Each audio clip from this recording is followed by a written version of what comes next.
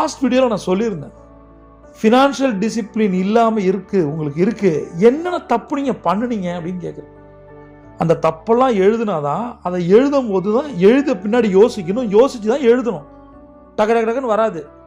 அப்போ இவ்வளோ தப்பு நான் பண்ணியிருக்கேன், இதுலேருந்து மாறணும், என்ன பண்ணணும், இது என்னுடைய டாப் 5 ப்ராப்ளம், இதற்கான சொல்யூஷன் இதெல்லாம் இருக்கும், எழுதுங்க.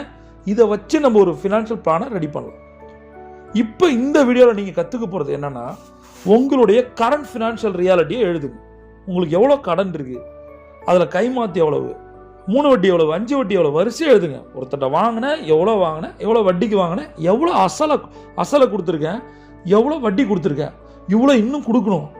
யோசிச்சு பாருங்க. நீங்கள் 1 லட்ச ரூபா கடன் வாங்கியிருந்தீங்கன்னா, ஒரு 3 வட்டிக்கு வாங்கியிருந்தீங்கன்னா, மாதம் 3000 கொடுத்தீங்கன்னா 36,000 ரூபா கொடுத்துருப்பீங்க. நினச்சி பாருங்க. 2 வருஷம் நீங்கள் 3 வருஷம் கொடுத்து, அது 5 வட்டிக்கு. நானும் அவ்வளோ